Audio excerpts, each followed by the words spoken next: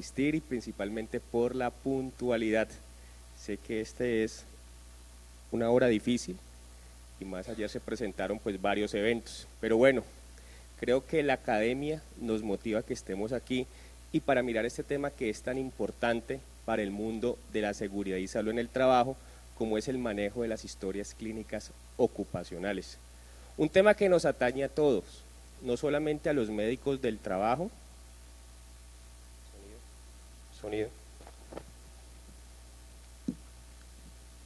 no solamente a los médicos del trabajo, sino a todos aquellos que estamos involucrados en la parte del sistema de gestión de seguridad y salud. Entonces, ¿qué es lo que vamos a ver a lo largo de esta conferencia? Lo primero es que quiero arrancar con esta frase. La locura es hacer lo mismo una vez y otra vez y esperar resultados diferentes.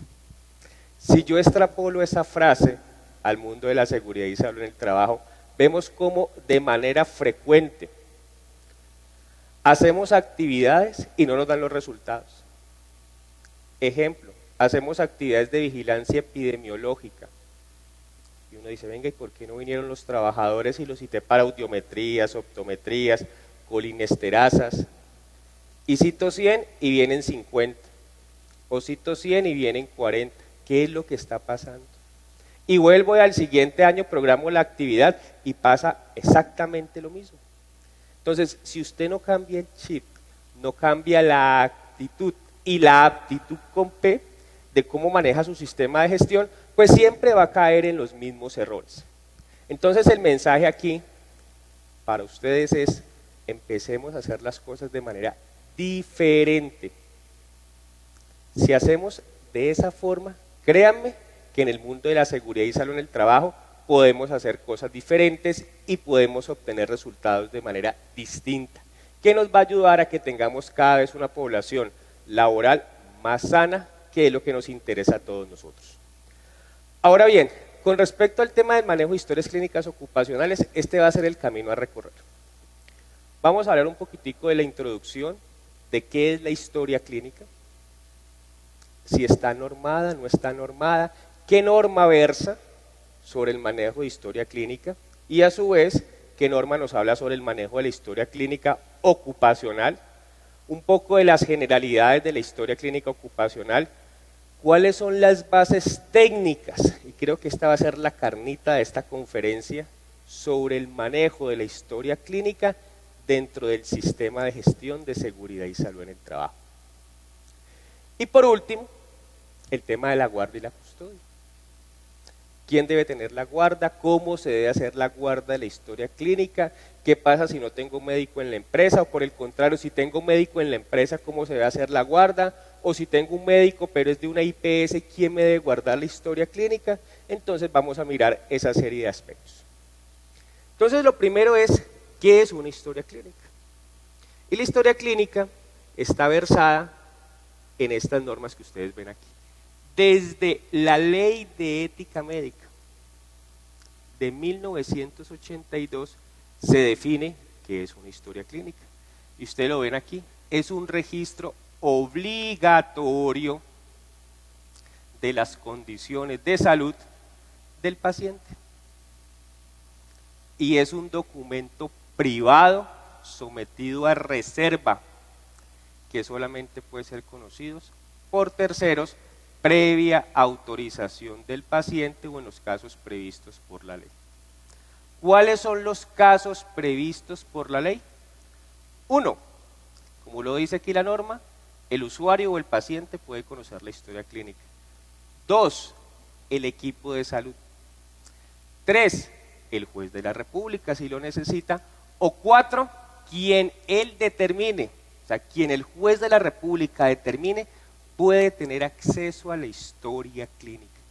Y esto se extrapola para la historia clínica ocupacional. Entonces, ¿para qué vamos haciendo el símil? Esta normatividad que tenemos aquí la podemos extrapolar perfectamente al tema de la historia clínica ocupacional. Y a su vez, la resolución 1995 de 1999 le agregó otras cosas, complementa lo que había dicho la ley 23 del 81 y dice, y debe ser cronológico, o sea, secuencialmente. Yo debo hacer un registro de la historia de manera secuencial. La gran mayoría de historias ya están migrando a ser sistematizadas. Eso permite que se tengan ciertas garantías, pero en algunas empresas todavía veo que el médico de empresa hace la historia clínica manual. Tiene que garantizar que sea en un orden cronológico. Y aparte de eso, ratifica lo que ya había dicho la ley 23. Solamente debe ser conocido por terceros previa autorización del paciente. Ahora bien, si nos enfocamos en la parte ocupacional, nos vamos a encontrar que en la resolución 2346 nos habla de qué es un examen médico ocupacional. Y un examen médico ocupacional es un acto en el cual se interroga y examina un trabajador. Y aquí yo hago diferentes reflexiones. En el Valle del Cauca, no sé cómo estén aquí en Antioquia, pero en el Valle del Cauca todavía se hacen exámenes ocupacionales de 12.000, 13.000 y 14.000 pesos. La pregunta es, ¿ustedes creen que un examen a ese costo va a garantizar que un médico ocupacional haga un muy buen examen a ese trabajador? Escasamente llega, se sienta, le pregunta su nombre, lo sienta en la camilla, le toma la atención, lo ausculta y listo. Porque les interesa es el volumen. Entonces, aquí nos encontramos que están violentando este principio que trae la resolución 2346. No se hace un muy buen interrogatorio del aspirante a un cargo. Y esa es la primera reflexión que les hago a ustedes. Si usted está en el ámbito de empresa, como director de recursos humanos, como jefe de seguridad y salud en el trabajo, porque cuando vamos a hacer las cotizaciones, aquí lo barato sale caro. Mire, la experiencia, cuando yo me gradué como ocupacionalista hace algunos añitos, estaban las historias clínicas, las valoraciones a 16.000 pesos. A 16.000 pesos. Y les digo, ya renové mi licencia, o sea que ya hace algunos añitos. Y estaban a 16.000 pesos. Hoy, en el centro y norte del valle, están a 18, a 20.000 pesos.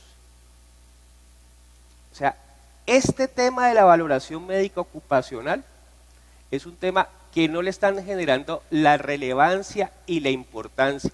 Y aún más, mira lo que subrayo aquí, hay que hacer un examen físico completo. Ni siquiera le quitan la ropa al aspirante. Y entonces el paciente va para trabajar como estibador, va a cargar bultos de azúcar de 50 kilos. Ni siquiera le examinan la columna, ni siquiera le examinan cómo están los arcos de movilidad de miembros superiores.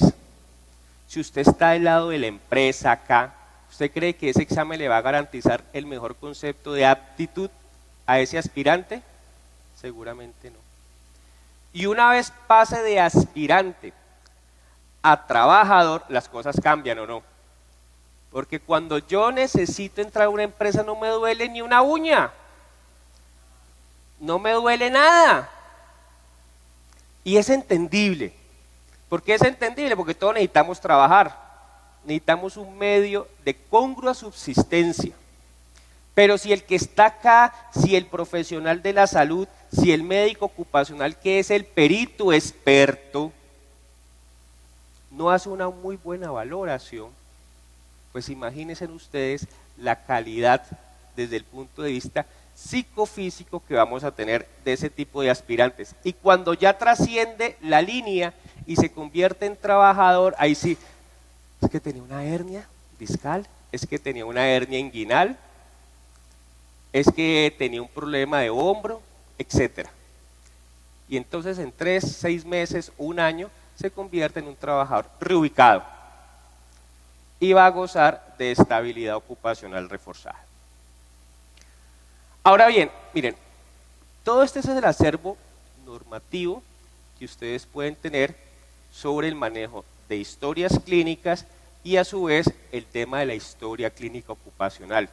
Hay dos normas que versan al respecto sobre la historia clínica ocupacional. La famosa resolución 2346 del año 2007 y 2 años después sale la resolución 1918. Básicamente esta última complementa un poco sobre lo que se hablaba de la guarda y custodia de las historias clínicas ocupacionales. Con la 2346, el médico de empresa no puede tener esa guarda de las historias clínicas. Se hizo la consulta al ministerio, se le hizo la petición al ministerio y 2 años después esta resolución aclara un poco más, explica de manera más detallada la importancia y el por qué el médico de empresa, como lo vamos a ver más adelante, tiene la potestad de tener esa guarda de las historias clínicas, bajo ciertos parámetros. Ahora bien, si vamos a enfocarnos en la parte normativa, antes de la resolución 2346, ¿existía obligación de las empresas de hacer exámenes ocupacionales? ¿Sí o no? ¿Ustedes qué creen? Sí. Mire, estaba normado desde el Código Sustantivo del Trabajo, desde 1950, ya hace casi 70 años. Y en el Código Sustantivo se le decía que el empleador tenía la obligación de hacer los exámenes de ingreso, no los llamaba ocupacionales, unos exámenes de ingreso. Pero aquí los podía hacer cualquier médico, ¿no? Entonces generalmente lo mandaban donde un médico general y pasaba como lo que ocurre cuando se hacen los certificados para estudio. Entonces le decían, venga, hágame un favor, es que mi hijo necesita un certificado para entrar a la escuelita, al jardín. Entonces, ¿qué hacía el médico? Le hacía el certificado. Ni siquiera valoraba a ese aspirante. Así pasaba antes. Así pasaba antes. Entonces, iban donde un médico general, le hacían un certificado en un recetario médico. Muchas veces voy a las empresas y cuando hago las auditorías de las historias clínicas, entonces me pasan la carpeta y empiezo yo a revisar. ¿Cuándo entró este trabajador? No, entró en el 85. Entonces las empresas juiciosas me dicen, sí, mire, aquí tiene su examen de ingreso, en un recetario, con la famosa frase, apto para trabajar, punto. Ya, así se manejaba antes, es una realidad. Si usted mira con el espejo retrovisor como estoy haciendo, pues uno dice, caramba, todos los errores que he cometido. Y se los digo, si en 20 años nos miran con el espejo retrovisor, nos van a decir lo mismo. Caramba, ¿qué hacían esos ocupacionalistas por allá en el año 2020? Exactamente lo mismo. Pero bueno, entonces, con esta resolución, la 2346 organiza un poco la situación. Primero, dice que los únicos que son competentes para hacer las valoraciones médicas ocupacionales, ¿quiénes son? Los médicos con licencia en salud ocupacional, hoy seguridad y salud en el trabajo. Y aquí hago una reflexión y la hacía ayer con algunos colegas. Las universidades no están generando ya las competencias suficientes para que estos médicos hagan unas muy buenas valoraciones. Pero cuando yo me formé en la especialización eran 3 semestres. Hoy las especializaciones ¿de cuánto son? Un año, y eso, que se convierten como en 10 meses. Y entonces usted mete ahí al ingeniero, al administrador, al psicólogo, la famosa interdisciplinariedad. Y entonces, ¿dónde queda medicina del trabajo? ¿Dónde queda hacerle y enseñarle a un médico cómo se hace una muy buena valoración ocupacional? ¿Cómo se emite unas recomendaciones médicas? Eso lo estamos perdiendo en las universidades.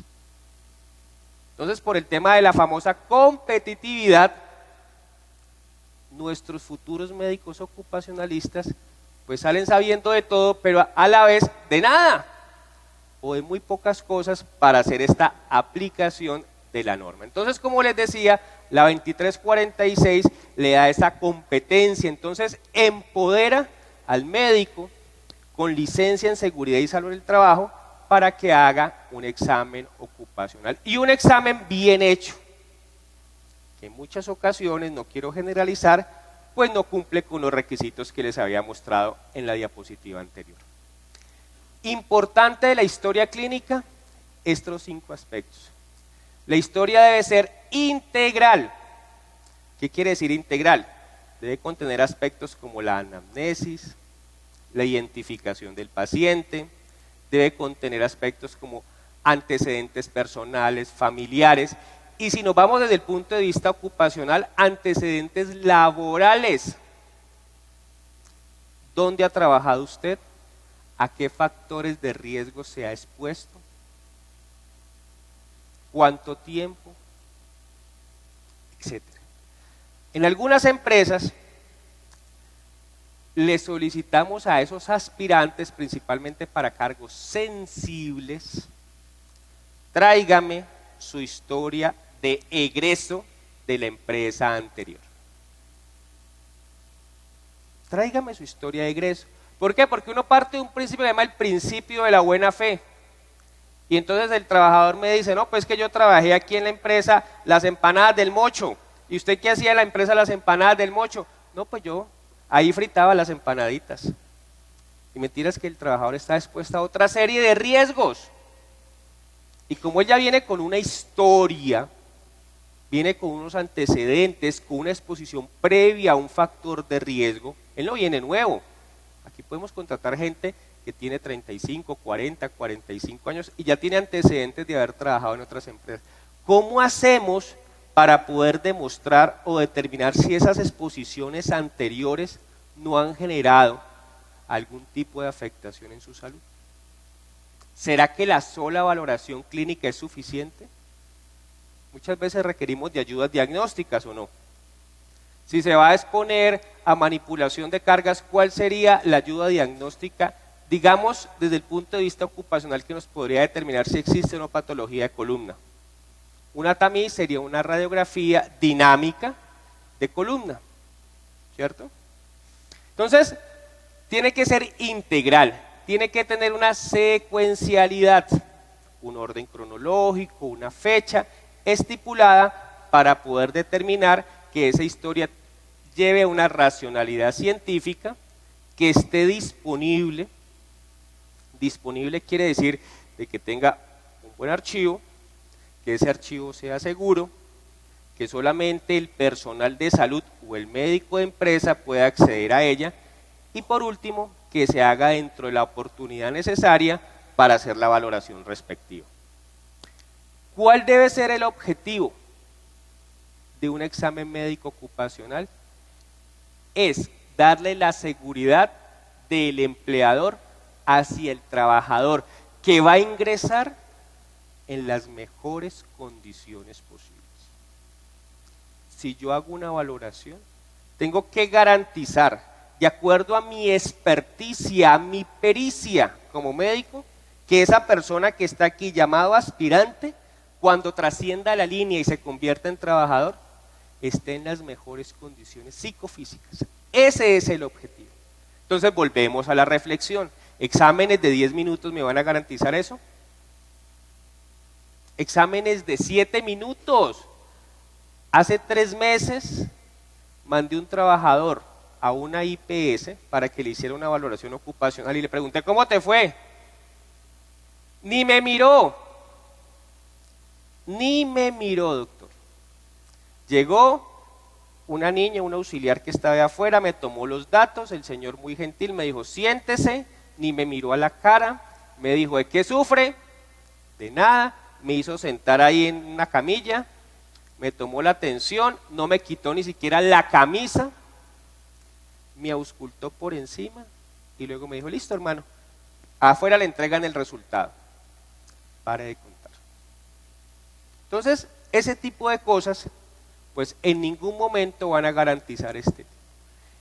Y con un agravante, No sé si hay abogados aquí en el auditorio, pero en la conferencia del día de ayer estábamos hablando sobre incapacidad prolongada. Estaba preguntando al doctor Cristian, que era el abogado, sobre el tema de demandas frente a médicos laborales. Y lo vamos a ver más adelante. Si usted no hace una muy buena valoración y permite que ingrese esta persona y se accidenta, se enferma, teniendo una preexistencia que era visible, que usted no detectó, ¿quién puede ser inculpado?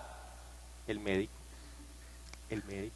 Porque usted lo está exponiendo a un riesgo de manera innecesaria. Usted, conociendo como médico, lo está exponiendo a un riesgo de manera innecesaria. Y lo otro es que usted en esa valoración haga un enfoque preventivo. Usted tiene que enfocar a ese aspirante a cuáles son los sistemas de vigilancia epidemiológica en los cuales tiene que ingresar. Por eso muchas veces no concibo cómo se hacen valoraciones sin ayudas diagnósticas previas. Si usted lo va a exponer a ruido, como mínimo, ¿qué tiene que tener? Una audiometría. Como mínimo. Si usted, ese trabajador, lo va a exponer a actividades que requieran gran precisión visual, ¿qué es lo mínimo que tiene que pedirle? Una optometría. Una optometría. Y así sucesivamente, si va a estar expuesto a material particulado, lo mínimo que hay que pedirle, ¿cuál es? Una espirometría, porque es que los médicos no tenemos visión de rayos X. Lo que podemos hacer en la valoración, y una muy buena valoración médica, es poder determinar la condición, pero necesitamos de algunas ayudas desde el punto de vista diagnóstico. Recuerden, esto puede sonar de perogrullo, pero hay 5 tipos de valoraciones ocupacionales.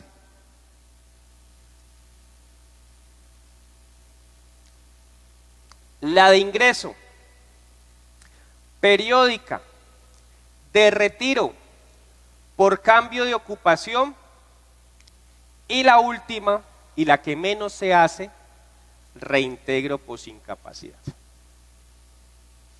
Entonces, si nos vamos a la de ingreso,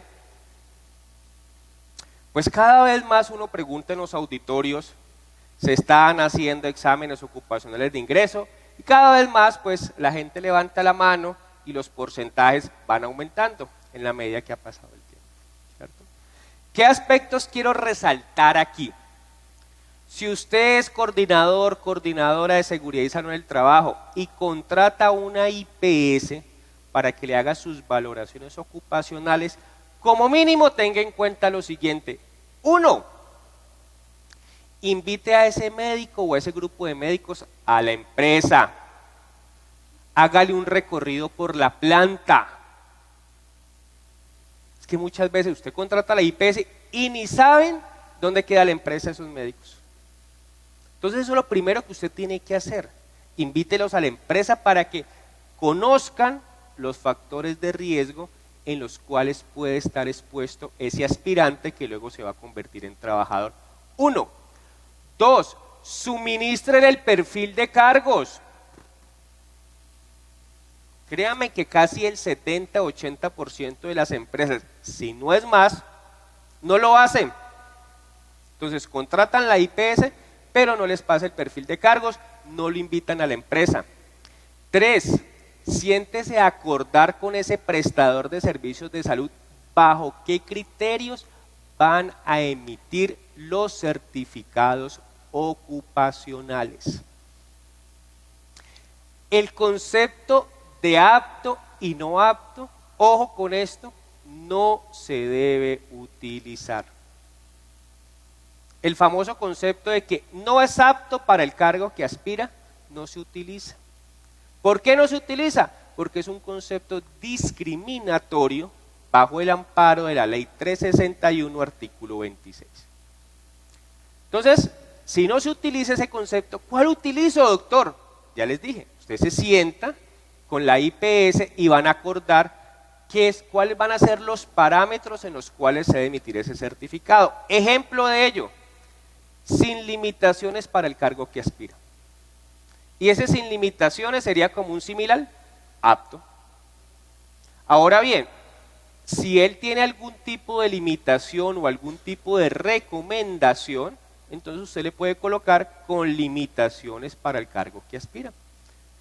¿Y cuáles son esas limitaciones? Pues hay una serie de recomendaciones y allí se las va a colocar su médico ocupacional. Ahora bien, hay personas que por su condición de salud y para el cargo en el cual está aspirando, pues no lo puede desempeñar. Un estibador que tenga una hernia discal, ¿será que lo puedo contratar? Lastimosamente no. Entonces, una forma de diseñarlo es decir, con limitaciones para el cargo que aspira y que alteran o generan algún tipo de situación en ese cargo. Entonces ya sabemos que ese es un símil de no apto, pero vuelvo y les digo, es un acuerdo que usted hace con el prestador. Si usted no hace eso, se los aseguro que le van a colocar la palabra apto y no apto. Ahora bien, ¿qué le debe entregar el prestador a ustedes como empresa? ¿La historia clínica? No, muy bien, solamente el certificado. Y ese certificado no debe tener datos sensibles. ¿Cuál sería un dato sensible? Diagnóstico, muy bien. Ese es un dato sensible. No debe contener el diagnóstico en el cual se consigna la historia clínica. Debe contener la identificación, debe contener el concepto y debe contener las recomendaciones a que haya lugar. Ahora bien, otro tipo de valoración es, ya trascendí la línea, pasé de ser aspirante a ser trabajador. Entonces ya la empresa tiene unos deberes con ese trabajador y a su vez ese trabajador va a tener unos derechos y a su vez unos deberes también con la propia organización. Pregunta, ¿cada cuánto se deben hacer las valoraciones periódicas? Perfecto, muy bien. Depende de la frecuencia, la magnitud y la intensidad de la exposición al factor de riesgo. Entonces, no existe un tiempo determinado. No es que yo tenga que hacerla cada 6 meses, cada año, pero eso que ustedes me están diciendo tiene que quedar consignado en un protocolo que se va a llamar Historia Clínica Ocupacional. Entonces, la pregunta para ustedes es, ¿será que yo tengo ese protocolo? ¿Será que yo tengo ese documento que diga Historia Clínica Ocupacional? Y en ese documento debe quedar consignado cuáles son los requisitos para el ingreso, para el periódico, que es el que estamos viendo, y asimismo voy a determinar la periodicidad en la cual yo voy a hacer este tipo de valoración. Doctor, ¿y qué pasa si en el examen periódico encuentro alguna alteración de salud en ese trabajador? ¿Qué debo de hacer? Lo remito a la EPS. Eso es lo primero que debe hacer. Entonces, generen un formato, creen un formato de remisión a valoración por EPS. Es que fíjese que en el examen de periódico encontré que el trabajador tiene una hernia inguinal. Remita a valoración de cirujano por EPS. Es que fíjese que en el examen periódico encontré que tiene un problema, una limitación en el hombro. Hay que remitirlo a valoración por médico de EPS para confirmar la impresión diagnóstica en este tipo de valoraciones. Pero a su vez te van a servir de insumo para el sistema de gestión y determinar si amerita o no amerita recomendaciones médicas. Hay que ser muy cuidadosos al momento de hacer las valoraciones periódicas, se los digo por experiencia. Si no tenemos un diagnóstico certero y confirmado, mi recomendación es que no emitamos recomendaciones médicas. Ojo con lo que voy a decir. ¿Por qué? Porque he tenido casos de trabajadores que ya no quieren estar más en ese puesto. Entonces van a la valoración periódica y les duele todo. Y les duele todo. ¿Pero por qué? Porque están buscando una reubicación laboral. Y nos ha pasado mucho con nuestros queridos corteros de caña en el Valle del Cauca. Mire, un cortero de caña tienen un salario básico, pero a su vez se les paga por tonelaje cortado. Una persona de estas mensualmente se puede estar sacando entre 2,5 millones y 3 millones de pesos. Un cortero de caña. Y si piden reubicación laboral, en algunas empresas por convención hay que pagarles a promedio. Entonces imagine qué empresa sostiene tener un cortero reubicado pagándole 2 millones o 2,5 millones. Entonces el cortero dice, yo me evito estar al sol y al agua, sin decir de que ese trabajo no sea demasiado fuerte y extenuante, pero yo prefiero estar acá y me voy a ganar 2 millones o 2,5 millones. Entonces, ojo con el tema de las valoraciones periódicas y con lo que ustedes van a hablar con su médico ocupacional. Ahora bien, el otro tipo de valoraciones, ¿y qué hay que tener importancia aquí? El suministro para los sistemas de vigilancia epidemiológica. También hay que tener el documento, de acuerdo a los factores de riesgo que usted tenga en la empresa, establezca sus protocolos de sistema de vigilancia epidemiológica. Pregunta, doctora, ¿usted qué documento utiliza como referencia para hacer sistemas de vigilancia epidemiológica? Gatizo, doctor, ¿qué documento emplea para hacer vigilancia epidemiológica en su empresa? ¿Cuál, doctor? Las Gatizo. ¿Alguien emplea un documento diferente a las Gatizo? ¿Sí?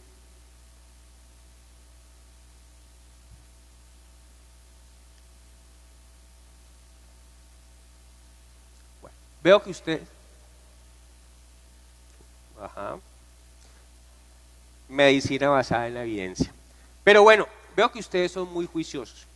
Las Gatizo, pese a que ya tienen 10 años, 12 años, son en este momento el mejor documento de referencia para usted levantar sus programas de vigilancia epidemiológica.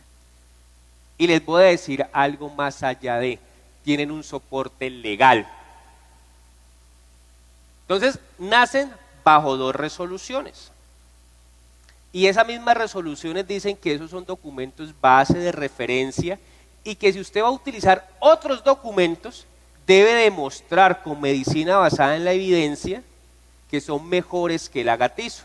Seguramente después de 10 o 12 años, pues se haya mejor evidencia respecto a, ejemplo, el uso de faja lumbar, que si se recomienda o no se recomienda, qué tipo de protector auditivo, etcétera.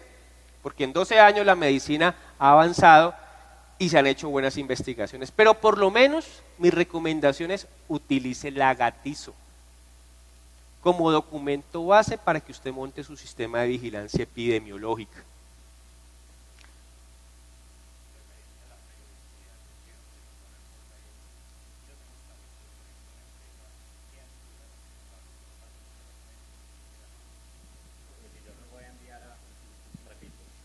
Bueno, buenos días. Es referente a la periodicidad de evaluaciones médicas ocupacionales de los trabajadores de alturas. Según la resolución, cada año tienen que tener recertificación y para poder recertificar deben tener un concepto de que pueden realizar labores en alturas. Entonces ese sería un criterio para definir una periodicidad frente a ese tipo especial de trabajadores. Correcto. Una cosa es el periódico general y otra cosa es trabajo en alturas. Trabajo en altura es una actividad específica que no todos los trabajadores la van a realizar. Entonces usted va a tener definido unos trabajadores que de acuerdo a un tipo de factor de riesgo de su actividad, a ellos los va a hacer colocar en examen de trabajo en alturas. Y así mismo tiene que hacerle la valoración con esa periodicidad. Diferente es al resto de trabajadores, que de acuerdo a si está expuesto a ruido, a material particulado o la combinación de ambos, asimismo usted le va a hacer las valoraciones. Ahora bien, este otro tipo de examen, que es el que menos se realiza, creería yo. El examen de reintegro post-incapacidad. ¿Y qué tan importante es hacer este tipo de valoración? Porque usted necesita garantizar que este trabajador que estuvo 30, 60, 120 días, 360 días incapacitado, ¿bajo qué condiciones va a volver a ingresar a la empresa? Entonces hay que hacerlo. Se preguntará el auditorio, doctor, ¿y cuál es el criterio que debo tener en mi empresa para hacer el examen de reintegro por incapacidad? ¿A partir de cuántos días? ¿Sobre qué patologías? Recomendación del conferencista. Primero, mi recomendación es, si usted tiene un muy buen sistema de gestión y en lo posible tiene un médico ocupacional en la empresa o al menos contratado con una IPS, hágalo de manera oportuna. ¿Qué es de manera oportuna? Todo trabajador que tenga 10 o 15 días de incapacidad, hágale su examen de reintegro por incapacidad. Mire, hay unas empresas que son mucho más estrictas. Todo trabajador que haya tenido una incapacidad igual o superior a 5 días, antes de entrar, pasa con el médico ocupacional. ¿Es estricto o no? 5 días, 5 días. Doctor, es que le dio una virosis, la famosa virosis, y le dieron 6 días de incapacidad médica. Debe pasar con el médico ocupacional. Doctor, ¿y para qué tipo de patologías? Para todas. Para todas las patologías, independientemente si es de origen común, si es de origen laboral. Para todas las patologías, mi recomendación es haga el examen de reintegro por incapacidad. Lógicamente, pues ustedes adaptarán los tiempos de acuerdo a cada organización, a la disponibilidad de médico, etcétera. Pero es una recomendación que yo les hago a ustedes. Por favor, hagan el examen de reintegro. Si ameritan recomendaciones, emítanle las recomendaciones. Ahora bien, a pesar de que la charla no es sobre el tema de recomendaciones médicas, sí quiero hacer esta acotación. No coloquen recomendaciones indefinidas. Borren eso del chip. Cuando me enseñaron salud ocupacional, yo tenía a mi profesor de medicina del trabajo y él sí nos decía, utilice las recomendaciones indefinidas para aquellos casos donde usted vea que no, el paciente no va a mejorar, entonces amputaciones, etcétera. Pero resulta que el ser humano es un ser dinámico. ¿Quién quita que ese trabajador envuelto de 3 o 4 no le coloquen una buena prótesis y ese trabajador pueda hacer otro tipo de actividades? Entonces, tiempo máximo de recomendaciones médicas de 6 meses a 1 año. ¿Y eso qué le permite a usted como médico? Estarlo valorando de manera periódica. No es que le haga una recomendación por 1 año y chao, te vuelvo a ver en 1 año. No. Lo quiero volver a ver en 3 meses, 4 meses, 6 meses y así sucesivamente. Doctor, me hacían la pregunta esta semana, mire, es que tengo unas recomendaciones médicas por 3 meses. Pasó 1 mes, un paciente que tiene un problema a nivel lumbar, y me dice, y ya pasó 1 mes, doctor, y yo ya me siento muy bien. Las terapias me funcionaron, los medicamentos me sirvieron, doctor. ¿Será que yo me tengo que esperar los 2 meses siguientes para que me levanten esas restricciones? ¿Ustedes qué creen? Sencillamente vuelve y pasa con su médico ocupacional y si su condición de salud ha mejorado, ¿qué pasa? Se levantan las recomendaciones médicas.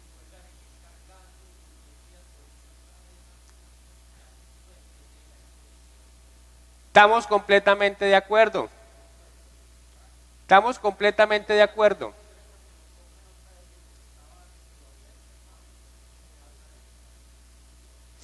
Todo depende de la frecuencia y la magnitud y el tipo de riesgo en que vaya a estar expuesto esta persona. Ahora bien, Una cosa son las recomendaciones y otra cosa son las restricciones. Y ese es el famoso dilema, ¿no? ¿Será que los médicos clínicos pueden emitir recomendaciones? ¿Sí o no? Claro, claro, los médicos clínicos pueden emitir recomendaciones sobre haga ejercicio, aliméntese saludablemente, pero el tema de las restricciones están enfocadas a su labor, a su trabajo, a su puesto. ¿Y quién es la persona idónea y competente para emitir restricciones médicas? El médico del trabajo. Ahora bien, esto tiene tanto de largo como de ancho, y yo les digo, esto es otra charla, porque es que no concibo como un médico de EPS, un médico ocupacional de EPS, sentado en una oficina, con un buen aire acondicionado, le emite unas restricciones a un trabajador sin conocer siquiera cuál es su puesto de trabajo. ¿Cuál creen ustedes que es el más competente para emitir ese tipo de restricciones? El médico de empresa. Y en ocasiones me da dolor en el alma ver cómo médicos de empresa esperan que le llegue la recomendación de la EPS. Médicos ocupacionales de empresa. Entonces le digo, con el cariño que les tengo, hermano, empodérese usted del proceso, porque es que usted es el que conoce cuáles son los factores de riesgo, usted es el que puede llevar a su trabajador con un equipo técnico, si usted lo tiene, para que esa restricción o esa recomendación pues no empeore la condición de salud de ese trabajador. Entonces hay que empoderar al médico de empresa en este tipo de procesos. Es más, si usted tiene la posibilidad de tener una fisioterapeuta o una terapeuta ocupacional, es un insumo valioso en su empresa. El 80% de las patologías por las cuales se incapacitan a nuestros trabajadores, ¿de qué origen es? Osteomuscular, ¿cierto? Eso para nadie es un secreto. Hombro, espalda, cadera, rodilla. Casi el 80%, si no es un poco más. ¿Ustedes no creen que es importante tener dentro de su equipo de trabajo una fisio o una terapeuta ocupacional? ¿Qué pasa? Llega el médico, emite la carta de recomendaciones médicas de una manera muy técnica, muy bonita, donde dice el médico, puede levantar cargas hasta 10 kilogramos. Puede realizar actividades de bipedestación alternando con posición sedente. Puede realizar movimientos de flexión de tronco hasta tanto. Le llega eso al gerente de la empresa y él va a decir, ¿y eso qué es? Este señor, ¿qué piensa de la vida? Y entonces, ¿y yo qué lo voy a poner a hacer usted? Por eso es que se necesita un equipo interdisciplinario. No solamente es el médico, ojo con esto, el médico no es la panacea. Se necesita trabajar de la mano con una fisio o una terapeuta ocupacional. Entonces, mire, de acuerdo a este tipo de valoraciones, usted puede emitir restricciones o recomendaciones preventivas para el sistema de gestión o recomendaciones generales para el trabajador. En casi todas aplican. ¿En cuál no aplicaría? En el examen de egreso. Doctor, ¿y qué pasa si yo encuentro en el examen de egreso una alteración en la condición de salud de ese trabajador? ¿Qué debo de hacer? ¿Le digo o no le digo? Éticamente es mi deber. Es mi deber éticamente decir al trabajador, mire, usted egresa de esta compañía bajo estas condiciones. Y se los digo, hay empresas que le generan presión al médico ocupacional y le dicen, doctor, no le diga cómo va a salir, porque es que después me va a decir que tiene estabilidad ocupacional reforzada. Usted no puede negociar su ética, queridos colegas. Entonces, si tiene algún tipo de alteración, consígnala. Déjela consignada en la historia clínica de egreso y si hay que remitirlo a la EPS, remítalo. O si el paciente ya tiene secuelas de un accidente de trabajo o una enfermedad laboral calificada ya y está en firme, pues usted tiene el deber de decirle a ese trabajador, que ya va a ser ex trabajador, usted puede seguir su tratamiento por la ARL, pero infórmele a ese trabajador. Y entonces lo que les decía, este es el tema de las valoraciones de retiro. ¿Cuál es el papel entonces del médico especialista en salud ocupacional o en seguridad y salud en el trabajo? Pues ya les he dicho, estas valoraciones son un insumo para tomar decisiones. Y ojo con lo que les voy a decir, no se trata de que el médico sea el todopoderoso, que es que el médico me dijo que si no era apto, entonces no lo voy a contratar. Ojo con esto porque después quedan ustedes envueltos en grandes dificultades. Quien toma la decisión si un aspirante se convierte en trabajador o no, ¿quién es? Recursos humanos. No más.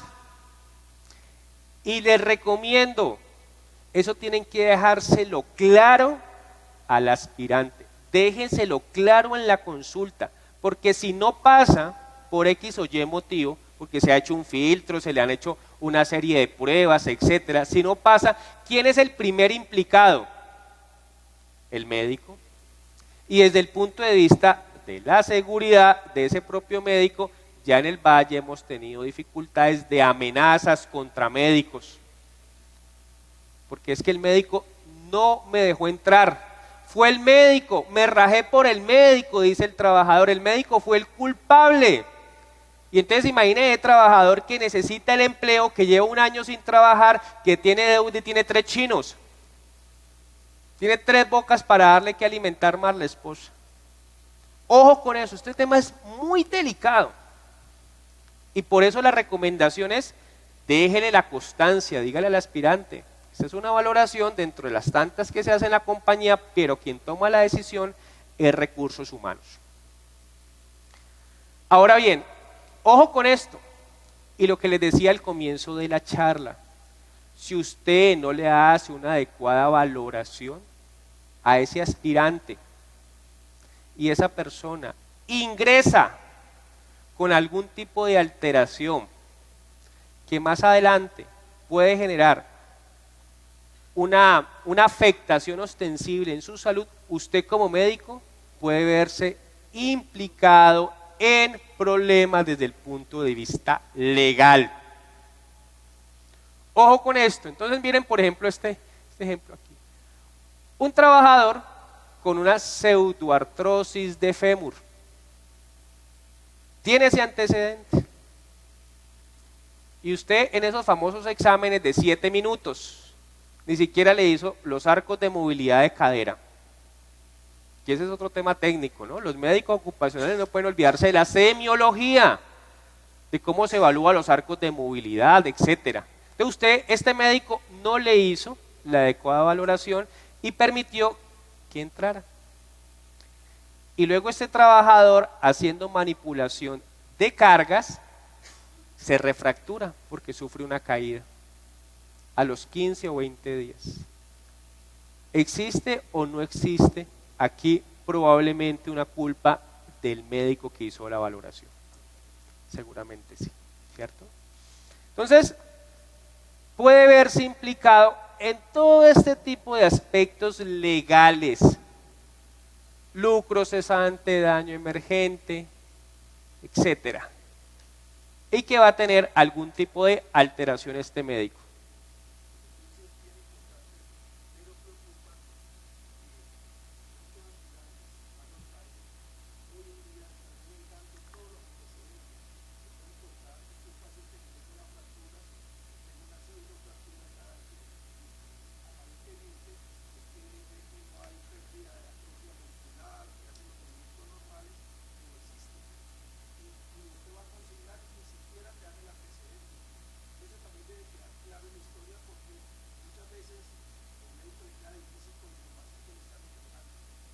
Perfecto, lo decíamos al comienzo de la charla, doctor Ramos. Es muy importante en lo posible pedirle historias clínicas previas, si tiene exámenes de egreso previos, pídaselos. Entre más insumo tenga usted, mucho mejor. Mire, como mínimo una valoración ocupacional debe durar 30 minutos.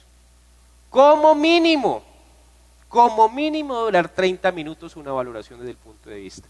Ya voy a terminar porque ya me levantaron la paletica. Ojo con esto. ¿Qué no debe ir en la historia clínica ocupacional? No debe ir los resultados de encuestas. Cuanta encuesta le haga yo al trabajador, entonces voy a meter toda en la historia clínica. Eso lo forma un cartapacho así. No, señor. Excepto las que tengan que ver con el riesgo psicosocial. 2. Los análisis de puesto de trabajo no deben ir en la historia clínica. Esos son documentos que deben ir en una carpeta aparte. Si usted va a citar al trabajador, generó algún tipo de formato, etcétera, no hace parte de la historia clínica. Son documentos del sistema de gestión que le van a permitir tener soporte. Recomendación: trate de escanear los documentos y formar sus propios archivos. Déjelos en físico y en medio digital. Recuerde que para las auditorías del sistema de gestión sirve lo digital total. Entonces, háganlo por favor de esa forma. Y lo único que usted debe tener allí es la información sensible que debe ser manejada con el tema de la reserva de esa historia clínica. Ojo, entonces ya para terminar, ¿quién debe tener la guarda y custodia de esas historias clínicas? Si usted contrata a una IPS o un médico particular, ¿quién debe tener esa guarda? La IPS o el médico. Y se debe firmar un consentimiento informado para que tenga esa guarda de las historias clínicas. Si usted es el médico de la empresa, ¿quién tiene derecho a tener la guarda de las historias clínicas? Sí, señor. Pero ojo, bajo ciertas características, en un archivo adecuado, que esté bajo llave, que él solamente tenga ese tipo de acceso. No lo puede tener ni el coordinador, ni la CISO, nadie, solamente el médico ocupacional de la empresa.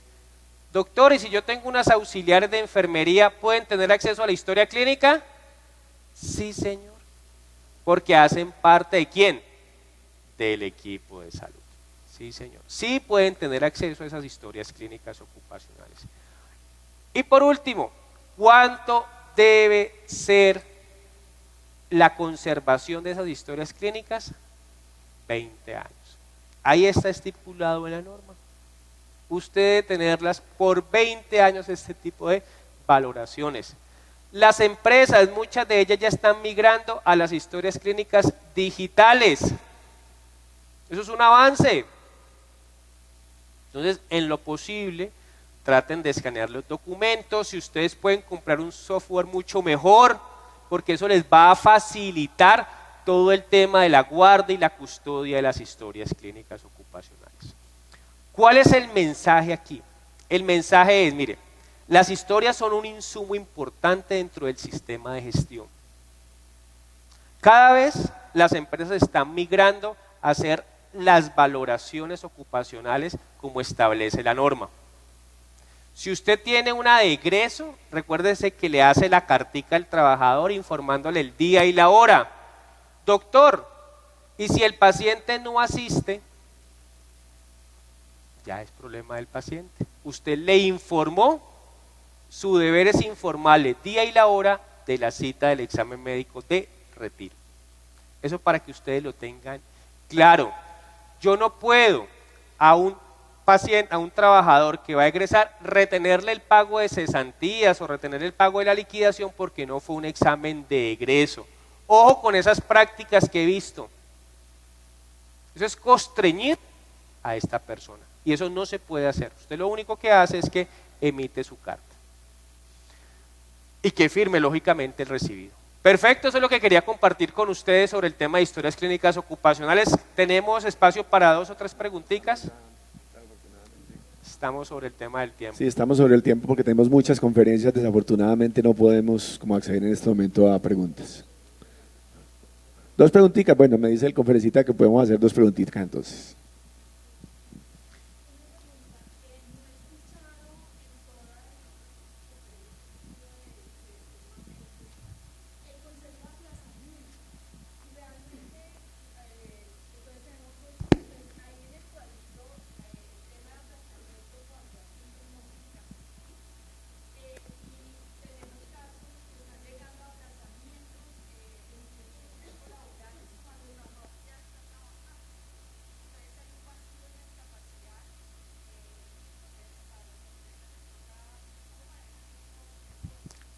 Perfecto.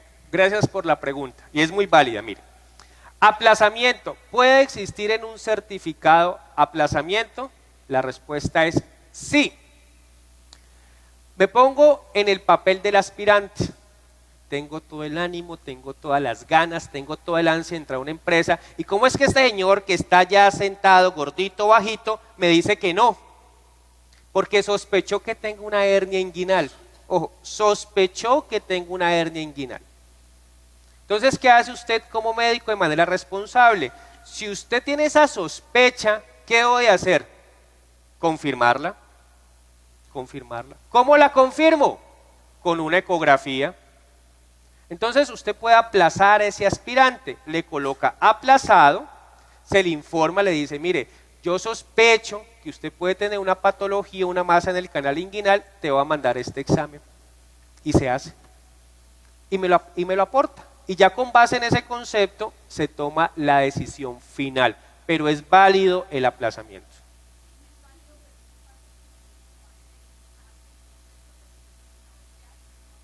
Ah, es que entonces ya no es un examen, ya no es un examen de preingreso.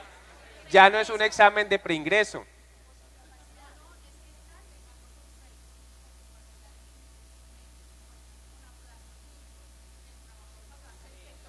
Ah, cuando hace el periódico, no. En periódico sí no aplica. En periódico sí no aplica. En periódico sí no aplica. ¿Otra pregunta?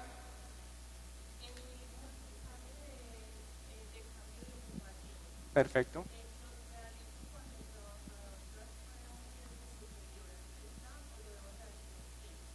Cuando se expone un riesgo diferente al que ha estado y considero que ese riesgo puede afectar su condición de salud. Entonces, ahí le hago la valoración de cambio de ocupación, en ese caso. Listo. Bueno, muchas gracias a ustedes. Un aplauso, por favor, para el doctor Alexander.